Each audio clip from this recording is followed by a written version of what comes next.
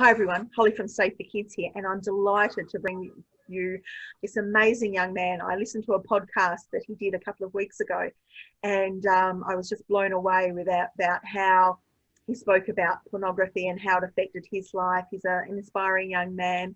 So I reached out to him on Instagram, and Smith agreed to meet with us today. So thanks for meeting with us today, Nate. I'm so glad to be here. I'm glad that social media, Instagram, there is still good ways to get connected with good people, right? So the one good thing that comes from social media. And that's the Uh, thing. We don't want to demonize technology because there are some amazing tools. mhm. But when young people are coming across pornography, yeah, there's a dark side as well, and plus the grooming and all that sort of stuff. So tell us about your experience, and how you got into. Well, tell us about what you do and how you got into it. So I was first exposed with pornography at 8.5, 9 years old. I just had a small Android tablet, and my parents, in fact, were always super outspoken about the problems of pornography and how prominent that is. And we had Wi-Fi filters, but somehow, um, after a Google search, pornography popped up on my screen, and it just kind of planted that seed of curiosity. Um, and I always remembered that.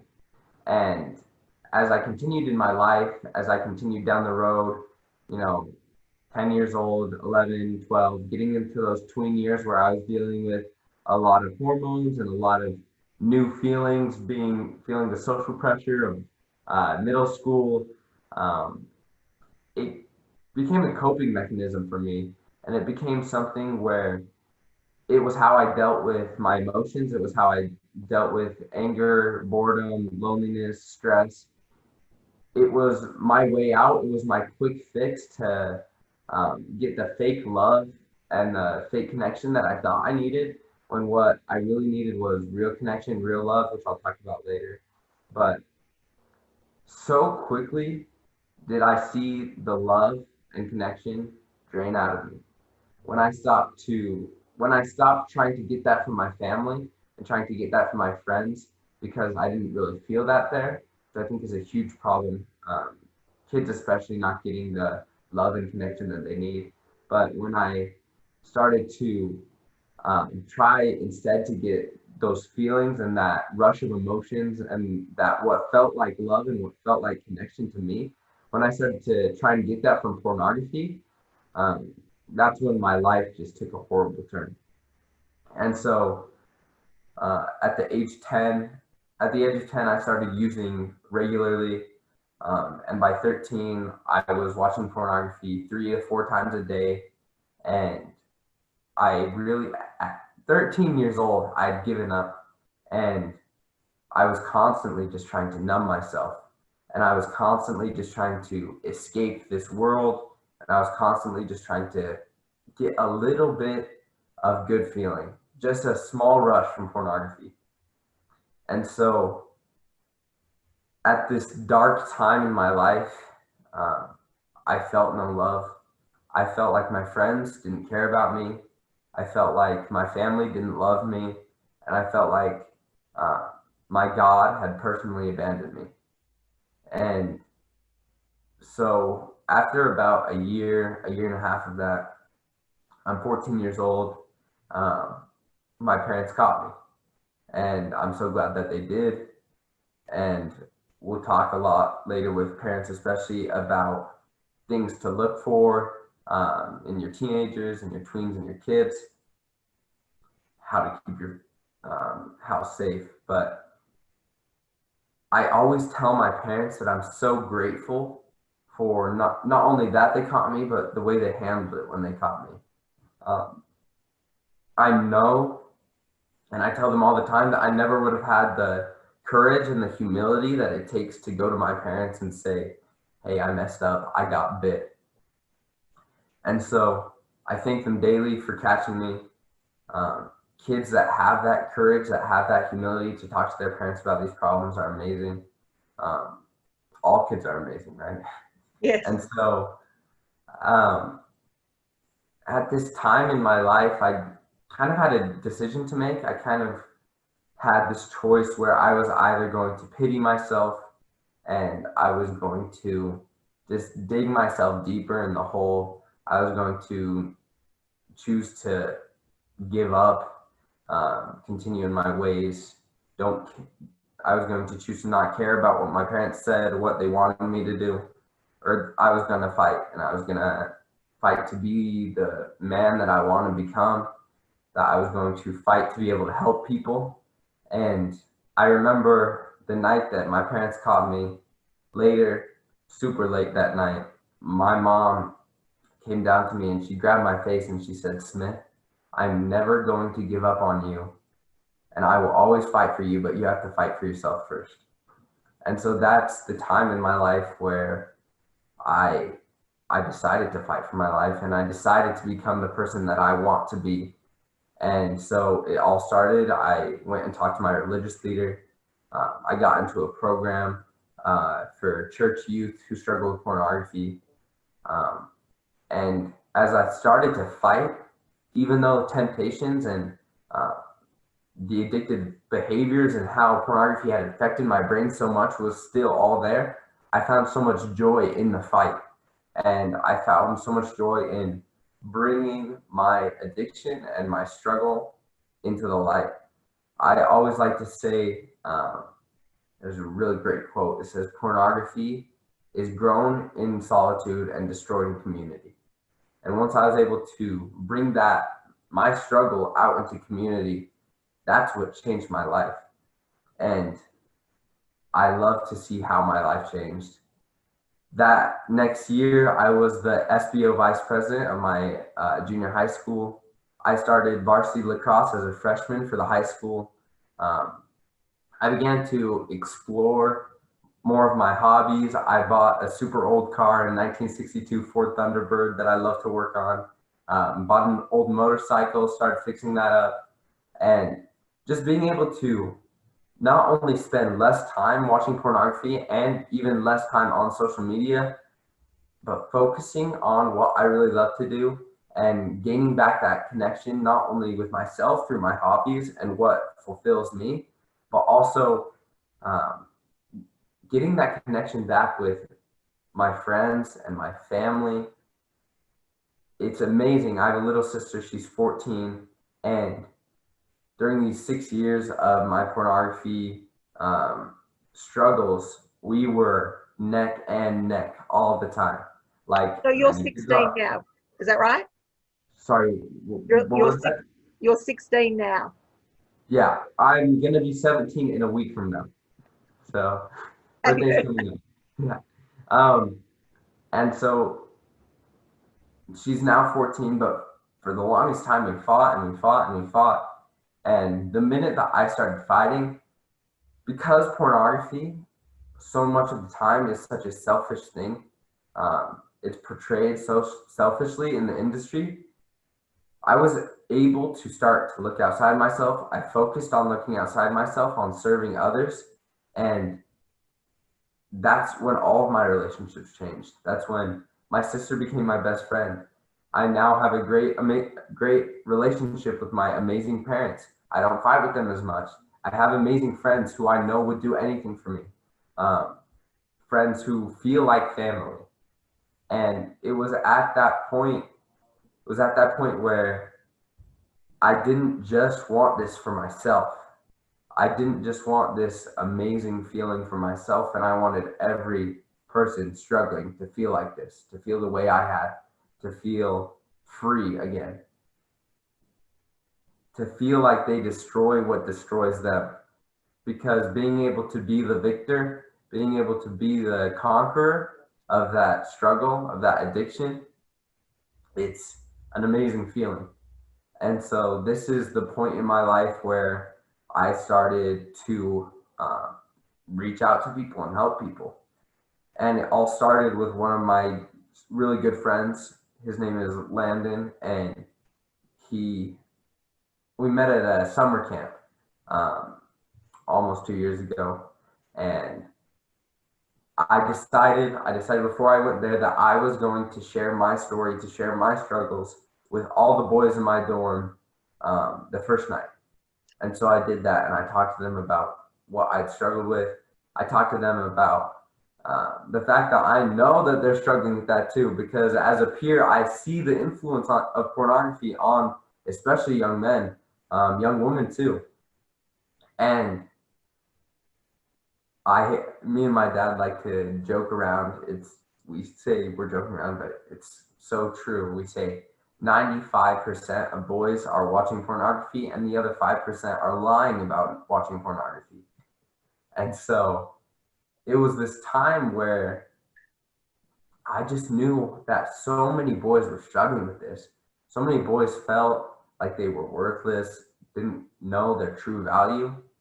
And so at this camp, I talked to those boys about my story.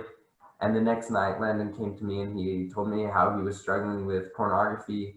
Not only that, but depression and anxiety that had come from the comparison that he saw on social media, and all of that peer pressure that he got, especially off of social media. It was tearing him apart. And so that night, he asked me to reinforce the restrictions that his parents had put on because they weren't enough. And so he had known the parental restrictions passcode. So I took that, changed it, put up all my own restrictions, spent about 2 hours trying myself to get through the restrictions, seeing if I could, altering them so he couldn't. And it was at that time and the months later, as I watched Landon build himself back up and reconstruct his life, and as I watched him take back what he had lost, and as I watched him connect with others, and as I watched him reconnect with his family and his friends, and be able to take the overwhelming amount of love and joy he felt and go and explore his hobbies and fulfill those. And as I saw him fill his hole as I had, well, I watched him do that. And when I realized that I'm the one who helped him do that, it was like filling my hole 10 times over. And I just could not get enough of helping these people. And it was so touching. And I will never forget in my life the feeling that I felt watching Landon take his life back. And so from then on, it was whoever I could talk to about pornography, I was going to talk to them, especially my peers, especially other young men. And so then it followed with my lacrosse team. And after at a practice, we were doing drills, and I was talking to one of my other friends who I'd gotten to come to the recovery group that I had been going to, and we were just talking about it, and a few of the other guys came in and started talking to us, asking us questions about it. One of them said, I don't know if what you guys are talking about is real. I don't know if that actually exists, but if it does, I want to be a part of it. And so at the next day, we had a big game, and after the game, we didn't even talk to our coach. We sprinted off the field, and we hopped in one of our friends' trucks, and we drove down to this group. And again, as I watched these young men who, some of them didn't have the best habits, but as I watched them regain their charisma, as I watched them become gentlemen, as I watched them take joy and bring it back into their lives, again, it was like filling my hole 100 times over. And 4 out of 6 of those guys graduated through the program that I did and are doing amazing things.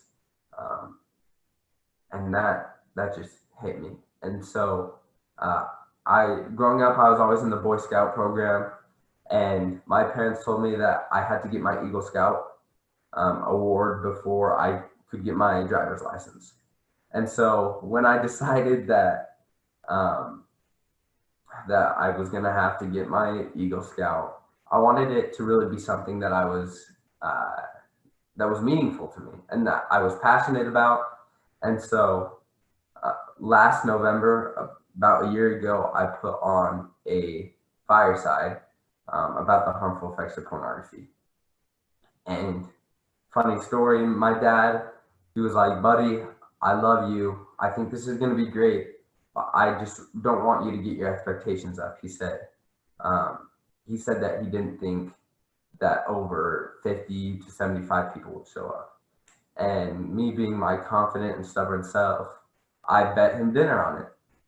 And so um, when 200 plus people attended that fireside to listen to my message, that's when, first of all, I got dinner from my dad. But second of all, as I was able to tell my story and to look out in a crowd of young men and young women and parents who cared and who knew that pornography will be the thing that that tears this world apart if we let it. It's the biggest crisis that we have right now. And so as I looked at them, and afterwards, as parents and mothers called me and asked me to come help set up restrictions on their devices and in their home, I felt that this was my life calling and that this is what I wanted to do the rest of my life. And so I continued to plan speaking events. I was going to do a high school assembly up in Idaho and a few other firesides, but then we had the COVID-19 pandemic and those were all canceled, unfortunately. Throughout this whole time, 2.5 years, I've been working at Chick-fil-A, good old Southern hospitality. And so I decided that I was going to quit my job. I was a manager at 16 years old, and I started at what is now a company called Protect, where I just go and help parents set up restrictions on their kids' phones, know what Wi-Fi routers to get, what to put on laptops, and then talk to the kids about living life bigger. And that's really my whole thing is yeah, even if you're not watching pornography, even if you don't feel major depression or anxiety from social media, which you probably do if you're a teenager and you're on social media, but even if you are the 1% who doesn't, what could you be doing with that time instead? What could you be doing to become the person you want to be? What could you be doing to live life bigger? If you don't mind, I want to read just something that I posted about connection. And I think that the bottom line is connection, and that's what we all need as humans. So this was September 2nd that I posted this, and I said, our world is facing its greatest crisis yet, the biggest challenge to overcome. If our nation, our world falls, it will be because the screens in our pocket and in our home made us forget how to love, how to laugh, how to connect, how to empathize, how to feel joy, happiness, sadness, charity, love, devotion, how to have emotion. It will be because we began to look for love from technology before we look for love in real life. I'm willing to do what's necessary to help people reconnect and live bigger. Are you? And I think that's what Goosebumps. Well everything done. comes down to. I think that what everything boils down to is that pornography, for me and for everyone, pornography is this way that people try and get love, people try and get connection, but it's not going to be enough. It'll never be enough to fulfill the human's needs. I believe that we were created to love, created to connect with each other, not with our phones. And so, the bottom line is that we need to be able to connect with each other instead of pornography. And I think social media harms that. I think a lot of distractions take away from that real love, that real connection. But I think pornography is the biggest because it's so intense, because it's normalized and shamed at the same time. because it's so prominent, I think that's why it's the biggest threat to us. That's why it can make someone feel worse than they've ever felt before. And that's why it is detrimental to our society, especially to our youth. Um, and it's something that we need to fight and be vocal about. And which is why I've decided to do this. I've decided that this is my life calling, that I will do this for the rest of my life, no matter what it takes. And so that's my spiel. That's my 2 cents on that. There are so many gold moments in there. Can you just take us back to how you mentioned how well your parents handled it? Because I know, you know, I wrote 2 books to help parents talk to their children from the age of 6, and I call them private pictures or private movies. And in the back of the book, I've got information about when I'm talking to adults about pornography, they go back to their childhood, and you're probably not even going to know half the stuff that I'm going to talk about, because in the olden days, you know, pornography was in a magazine or on a calendar or whatever. And so they think about that Playboy magazine under the brother's bed or in dad's cupboard or whatever. They're not realizing the violence, all of the, you know, the stuff that young people are seeing. And parents, you know, I'm always asked, if I talk about it, surely it will turn them on to it. Right. And I say it won't. So can you just tell us how your beautiful parents handled it and didn't make you feel demonized, and they supported you? Yeah, well, first of all, it's important to know that my dad talked to me a lot about this before the technology era. You had to seek out pornography, right? It was something that you had to go and get. But what a lot of people don't realize now is that the internet, social media, all of these sources are anxious to show your kids pornography. Colin Carson and I joke a lot about the fact that you type in Ashley in the Instagram browser and it'll bring up the top 10 sketchiest Ashleys, the top 10 most pornographic Ashleys that it has at first. And then it'll show you, like, you know, the really goody 2 shoes Ashleys below that. And so first of all, like, your kids are not bad kids for being exposed to pornography. They're not even bad kids for viewing pornography. It's physically altering their brain. It is an addictive substance. So it's not because they're horrible kids and they're seeking it out.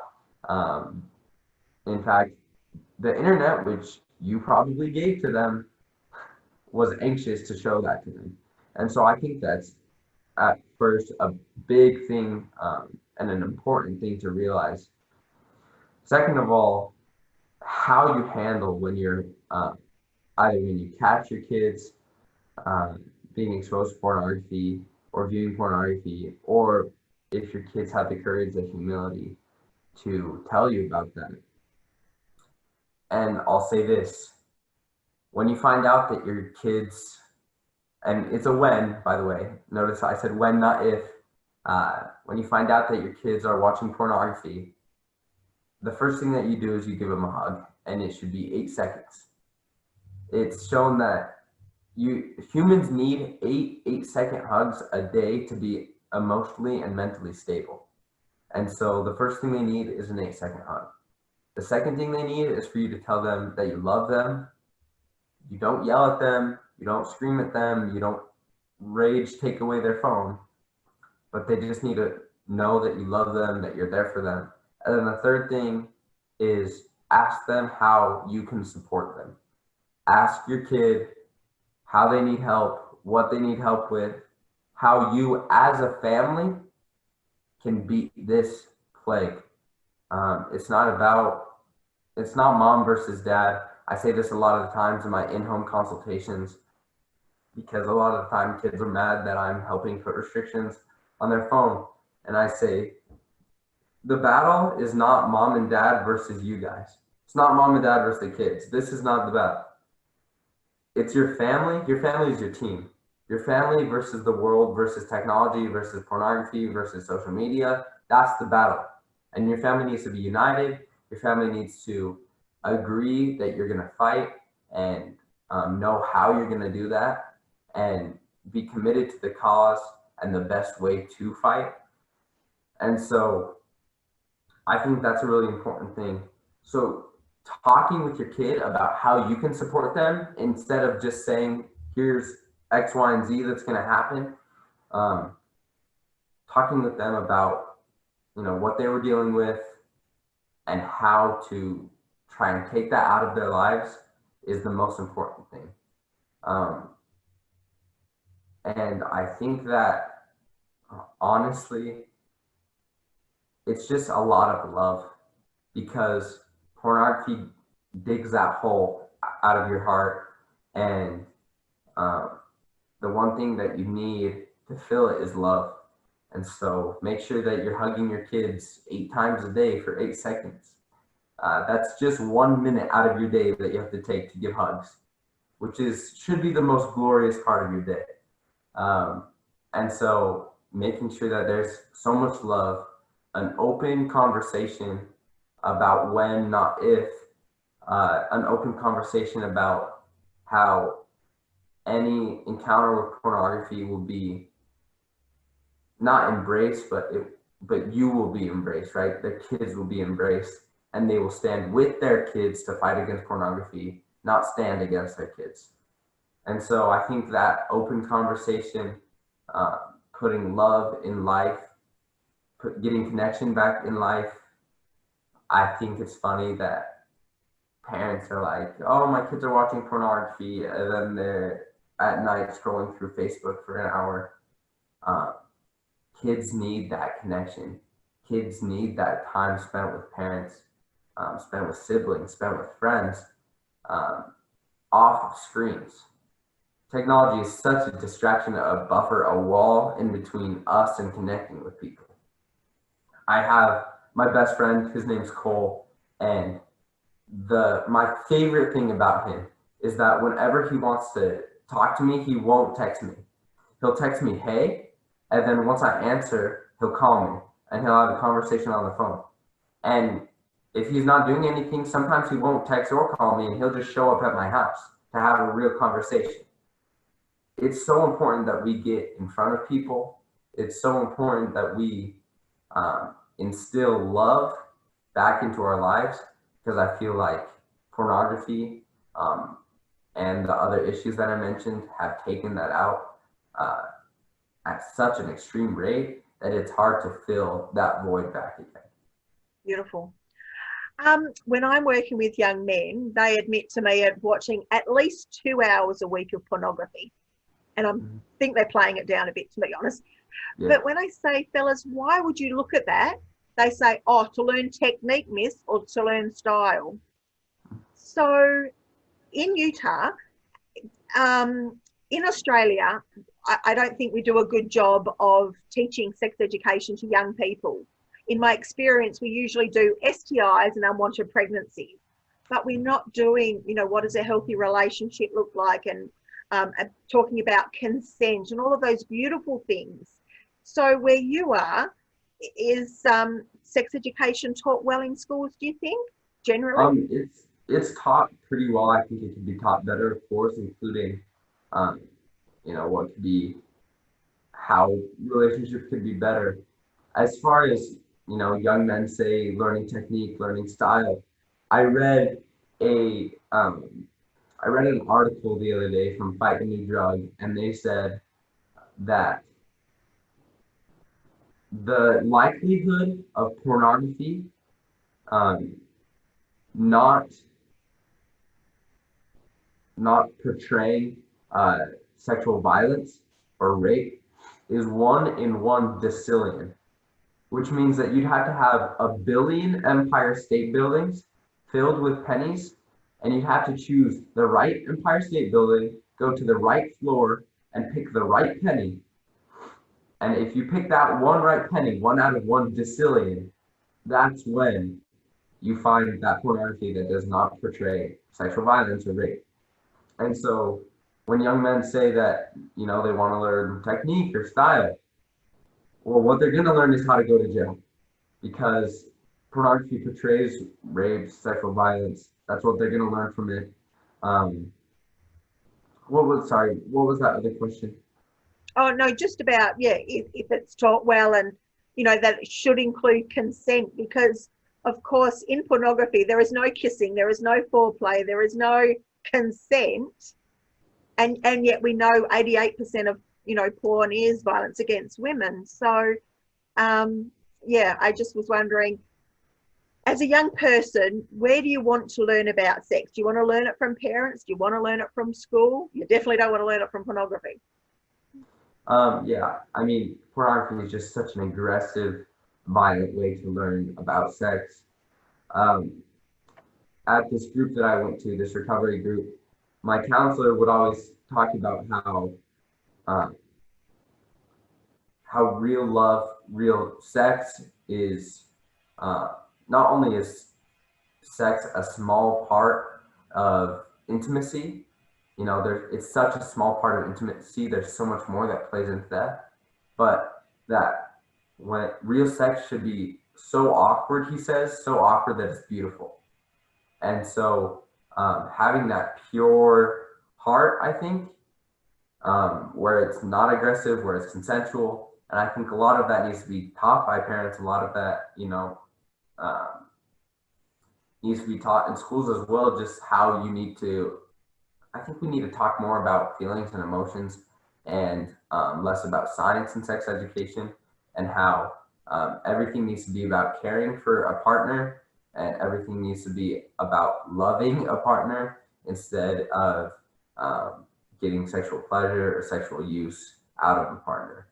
Um, Real love is loyal, fight the new drug always says, and that just can't be seen in pornography. And real love should be beautiful. Real love should be caring. Um, and as far as I'm concerned, I watched a lot of pornography, and I did not see one video where the sex was portrayed as loving and caring. So I'm worried about your time. I really appreciate you giving me this time. Um, if you were stood in front of a classroom full of young people, both boys and girls here in Australia, what would your message be to them? I think my message would be uh, a lot of my story, but also that it's okay to get bit. Again, the internet is anxious to show you pornography. It's okay to feel that way. So many people do too. But that it's so important that you take back your life. Pornography will not help you in any way. It's so important that you regain and put real love, real connection back in your life, because that's when you find complete joy and complete happiness. There's nothing, there's nothing worse than getting that fake connection and fake love. So I'd say that kids, teenagers, be brave, be humble. Tell your parents that you got bit. Seek help from them. Seek help in other resources, whether that's fight the new drug, whether that's safe for kids, whatever that is. Um, Join the fight, because in the fight you find happiness. In the fight you find real love. In the fight you find real connection. And that's something that pornography will not portray. That's something that you will not see there. And once you see, and once you're able to get that in your life, it'll change how you live. It'll change how you feel. It'll change how you think. It's changed my life. Um, and it's changed my life exponentially. Every day is 1,000 times better than the day before, because every day I'm one day past April 23rd, 2018, which is the last day that I watched pornography. And that fight is worth it. That fight will never stop. You will always have those neural pathways that have been molded. And so join the fight, kids. Like, this is something that we have to overcome. or else it's going to destroy us. But remember that there's hope. Remember that this is something that you can get over, um, and that there is support. And of course, remember that addiction is grown in solitude and destroyed in community, and that there are so many better ways to spend your time on technology. Not only if you're watching pornography, there's better ways to spend it than that. Also, just social media, video games, whatever that is, anything that stimulates your brain um, when it shouldn't. There are so many better things, amazing hobbies awaiting you. Um, I I spoke at an event down in St. George, Utah, and I just end my little tidbit to the kids as I did there. It's dream a big dream and live life bigger. Wow, Smith, what an inspiring young man you are. I just wish we could get you across here to Australia when everything settles down. I've been involved with running a few conferences, and I think your message, your passion, um, the way that, it is about connections. There's an amazing psychologist from Canada, Gabor Mate, and he talks about addictions, other addictions, and it's all about connections. Mm-hmm. So I really want to thank you for your time. I'm going to share this on YouTube and all my Instagram and everything, but I'll also tag, if it's okay, your pages so that people can follow you. And I'm really looking forward to seeing your online courses, because that's why I was asking earlier before we started recording, because if parents in Australia could be getting the value and signing up to your courses, I think it would be really, you're a big country, we're a big country too, but we've got a small population. So Yeah. I'd love the Australian families to benefit from everything that you're doing. So thank you for your time. And Yeah, of course. Thank you. I look forward to following your world domination. Thank you.